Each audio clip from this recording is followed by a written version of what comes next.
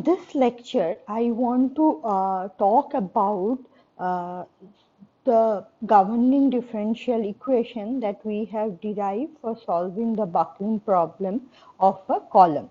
So as you might be knowing by now, that for a pin-pin boundary condition, or a pin-pin column rather,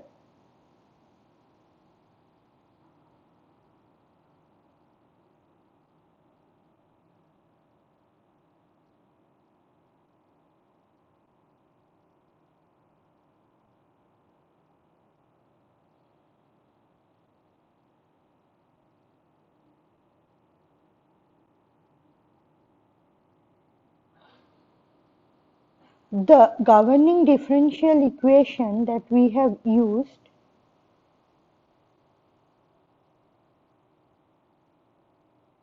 for the earlier problems that we have handled,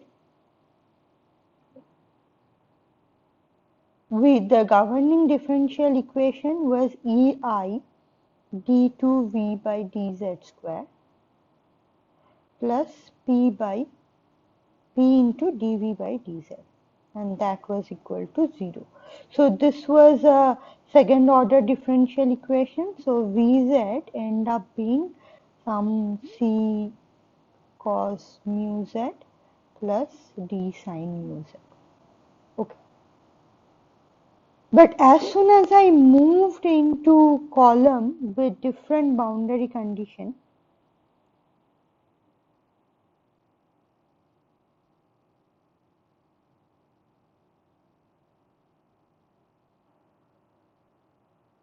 or end conditions, I have used the governing differential equation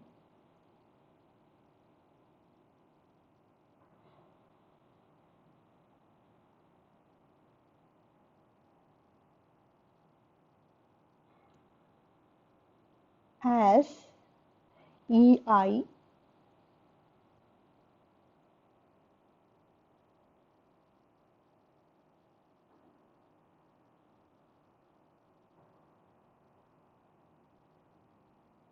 okay, and the solution of that, since it is fourth order, I will have 4 constants, so Bz plus C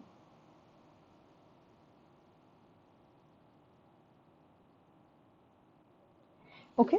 So this probably can be a bit like so let me just say the example of this was, one of the example was that of a fixed free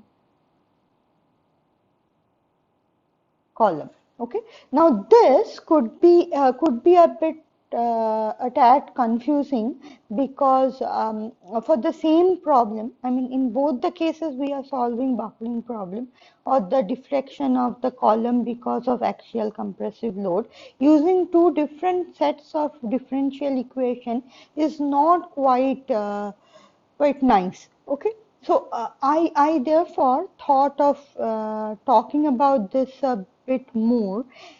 So the idea is that, see, this is a more generic governing differential equation, and this can also be implemented for a pin-pin column.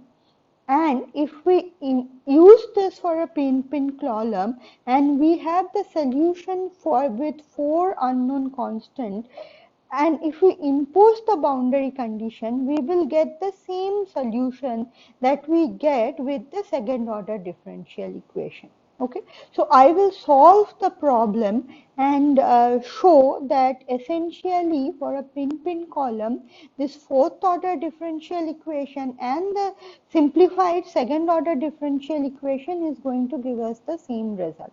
Okay, so let me try to solve it. So let me just take a pin-pin column.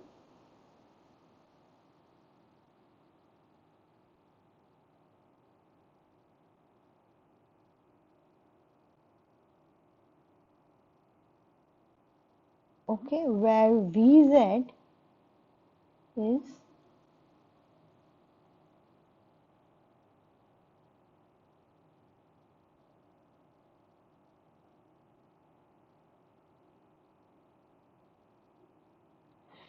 Therefore, let us see what are the boundary conditions. So the boundary conditions are at z equals to 0, the deflection of course is going to be 0, and since it's a pin-pin joint, there is no moment.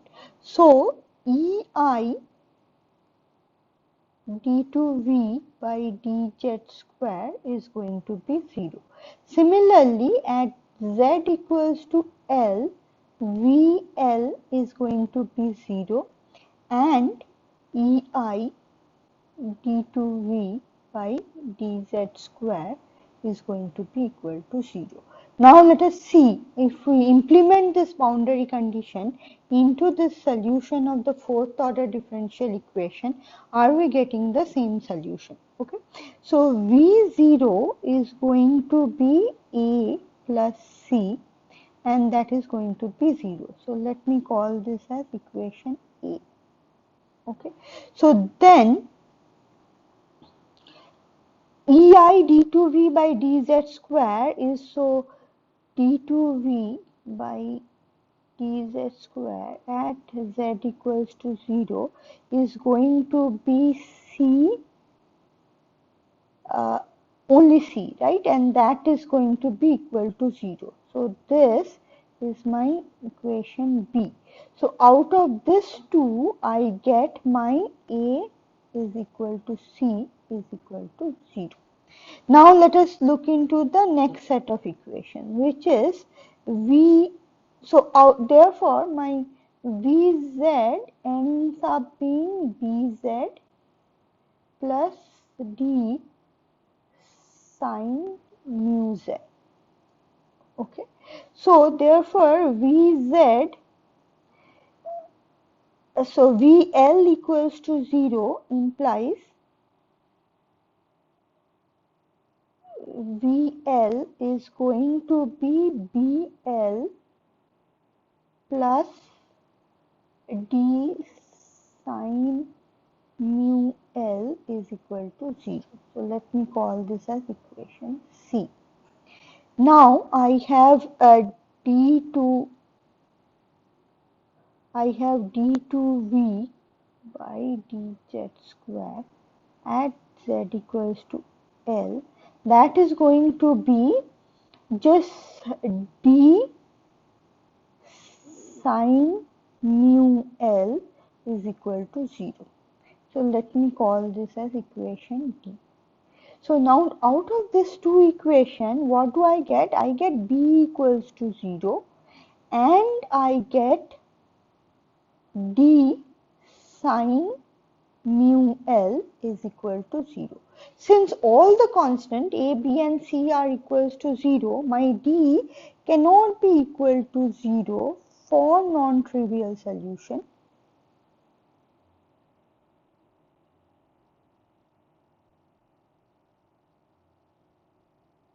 Okay, therefore my sine mu L has to be equal to 0.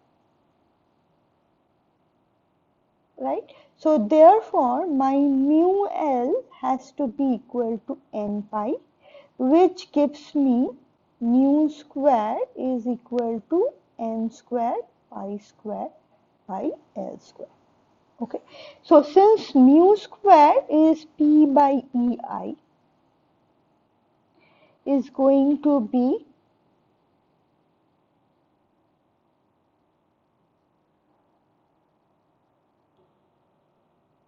is my mu square, and that is going to be n square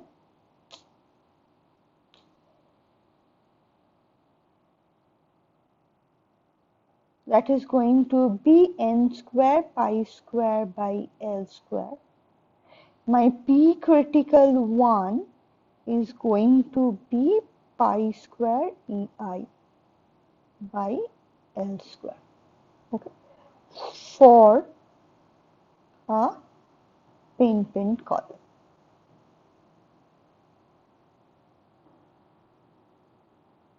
Okay, so this is exactly the same result that we have got from using the second order differential equation, which is particularly the governing equation, particularly for a pin-pin case. So now we can see it doesn't matter whether we use the fourth order, even if we use the fourth order differential equation for a pin-pin column, we are going to get the correct solution.